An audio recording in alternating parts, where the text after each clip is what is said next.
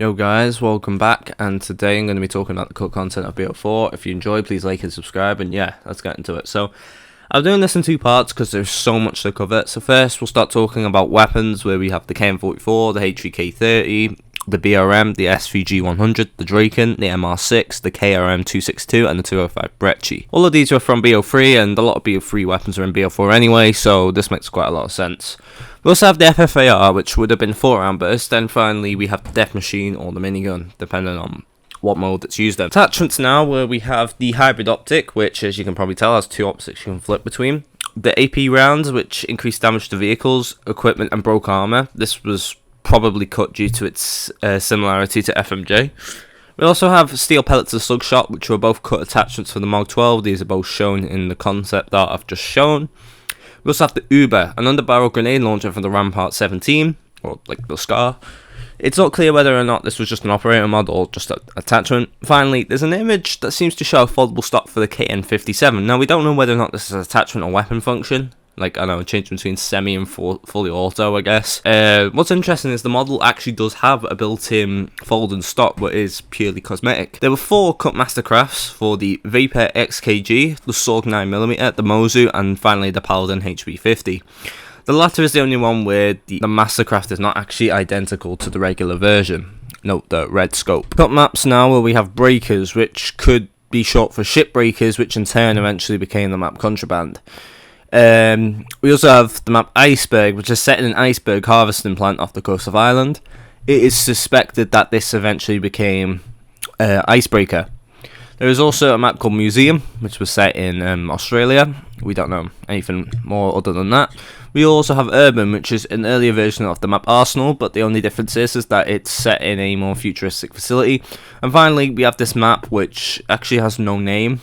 It's obviously nowhere near completion, but it's obviously set on a desert runway. War mode from CoD World War II was eventually meant to be in the game, but was scrapped. There was 4 cut maps, which were Galicia Dam, a map set in northern Spain, where the objectives were capturing an area, escorting a robot to a specific place, and finally destroying a crane with a C4. We also have Shipbreakers, which was set on the dockyard in Colombia, which the objectives were destroying a seawall, escorting a robot to a ship which had the capture area. There's also Tikeze, I don't know if I'm saying that right, which was set in Ethiopia, no other information known. And finally, Valencia, a map set in a mountain village in Spain. The objectives were to capture batteries to power a quad tank and escorting it into enemy territory. Cut game modes now, where we have Demolition and Uplink. I mentioned these two together because they have been in previous CoD games. We also have Escalation Game, a weird mix between One in the Chamber and Old School, in the sense that you have to pick up specialist weapons off the ground, a bit like Old School, but you more or less had one shot, and if you failed it, well, it's too bad, I guess. There's also Frontline, which is basically team deathmatch, but you spawn always at your base, which I'm guessing spawn camping was probably the reason this one was cut. Next is Hostage. Now, I don't know whether this will be like the MW2 mode, but there is actually no description given, so I guess I can only guess on that one. Infiltration next, which consisted of attack and defending drop-off points that 2 power cells would be deposited at. Interestingly enough, it uses the same icon for the mode Control. Payload, which sounds like Safeguard from BO3, you would escort a payload instead. And finally, we have Stronghold, which would see teams try to capture a zone, but the defenders would always spawn closer. Originally, each specialist would have a position role. This would give the specialist a passive ability. The 3 roles were Slayer, which would unlock the thrust back. This was for Ruin and Seraph. Objective, which allowed you to capture objectives faster. This would be for Battery, Firebreak, Prophet, and Nomad. And finally, Support, which allow you to create a forward spawn, kind of like Seraph Tac Deploy. This would be for Torque, Recon, Ajax, and Crash. The character Blackjack was originally meant to be in multiplayer, but was cut. He is actually in the black market and is playable in Blackout though. Loadouts were the original naval creator class. It's basically the same as the CoD World War II system, but minus the division types. Escalation now, which seems to have been the replacement for both score streaks and perks. This would have been tied to the position roles and would have worked similar to the perk system in MW2 in the sense that you got progressive upgrades as the game went on. This was scrapped after playtester feedback. Specialist equipment now, we've got quite a bit to cover. We have the alarm, the ammo crate, the arm blade, which was for Spectre, armor generator and armor regen. The difference is the form was for your teammates, light for yourself. We have the camera spike, which was in BO1. I'm guessing it would probably be the same thing, or at least work the same. And the claymore was cut, but the lights coming off it, interestingly enough, were coloured red or blue depending on the team. We have the grapple axe, which was replaced by the grapple gun. Next we have cleanse, and we also have combat rally, which would be for Seraph. We also have the concussion and flashbang, which are self-explanatory. The death grenade, again self-explanatory. It's the bang part of the flashbang.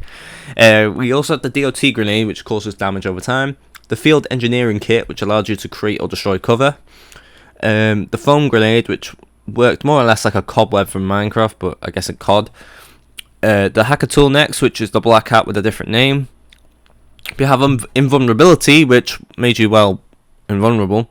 Mute smoke, which has 0 information known about it. The jammer, which would be for 0. The mini wraps, which was for profit. The mini turret next, which harassed the victim, but crucially would never kill anyone, so yeah, kind of shit, honestly. The Nightingale, which is a decoy grenade. The pulse grenade, which pulsed anyone in its radius. Self-destruct, which is for Reaper and basically a suicide button. The shock charge, which electrocuted and stunned enemies in its radius. The smoke screen, self-explanatory. And finally, sprint boost and team sprint. The only difference is the form was for you, the latter was for your team. Specialist weapons now, we have the breach launcher, which is a Semtex launcher for battery. The frag gun, which is also for battery and also shot frag grenades. Quick shot bow, which is pretty self-explanatory and would have been for Outrider. The Reaper shield, which is basically the sight from BO3 but with a gun shield. This eventually became Ajax's ballistic shield. The sensor bow now, which would work a bit like Recon Sensor Dark but with arrows. The swivel mounted MG, which was also for Reaper but was probably been able to be mounted on waist high objects for a fire rate boost. Finally, the Tempest from BO3 is in the files, although it was probably just a placeholder before the BO4 model was finished. Specialist Ultimates now, which was kind of like escalation in the fact that it was cut after playtester feedback. Interestingly enough, the activation of Ultimates and kill streaks are the same, that being holding down the swap weapon button, at least on console. Some of these Ultimates were reworked into kill streaks that were in the final game, although I'll note it when it's relevant. Ajax's Ultimate was the Riot Squad, which eventually became the Strike Team. Battery's Ultimate was the Artillery Strike. Crash's was the TAC 5, although it was called something else at this time. Firebreak's Ultimate is the Purifier. Nomad's Ultimate was the K9 unit. Prophet's Ultimate was the Tank Robot, which eventually became the Mantis. Recon's Ultimate was the Drone Squad. Ruin's Ultimate was the Hellstorm Missile. Seraph's Ultimate was the Annihilator, and finally Torx was the aforementioned mini turret. There was only one cut perk in this game in the form of Reveal. It would have increased your fog of war and that of your teammates. Now, this is very similar to a perk in the game called Team Link, so that's probably why this one was cut. There was only one cut piece of gear in the form of the thrust pack, which was eventually meant to be for Crash, although in the loadout system. This is still in the game as it was used in the Blackout mode Heavy Metal Heroes, although a very upgraded one that would fit Blackout better. I guess power. I don't really know how to put it really. Okay, there was 2 cut kill streaks. First the Power Core, which are also in BO3, and the Wraith, also from BO3. There was also something called Resistances, which was a static passive which would help you against certain status effects. They were respectively Blind, which would help with visible and audible effects. Damage, which would help against general damage and explosives. Paralyze, which help against stun and paralyzed effects. Radiation, which helped against poison and burning effects. Shell Shock, which would help against flinch and handling distortion. And finally Slowed, which would help against movement hindrance effects. We have Specialities now, which is the internal name for a perk ability. Now, the following aren't necessarily perks, but more so elements of perks is probably a better way of putting it. We have Armor Pickups, which is a bit like Scavenger, but for armor. Double Jump, which allowed the thrust jumping. Wall Run, which, well, allowed wall running. Armor Regen, which allow you to passively regen your armor. And finally, Forward Spawn Fast Interact, which allowed you to spawn from forward spawns a bit quicker. In some earlier builds of multiplayer, there's a sprint slowdown feature. The way this would work is that you could sprint forever, but eventually you would start slowing down. There is a HUD icon that shows this. In the early 2018 build, there was a feature called mag dropping, which would be terrible for me because I'm a chronic reloader. Basically what this would do is that if you had, say, I don't know, 10 bullets left in the mag, you'd lose the 10 bullets when you reloaded. The spawn system would have been marked as beacons. There would be several of these all over the map. There was also the tap deploy from Seraph and the aforementioned forward spawns.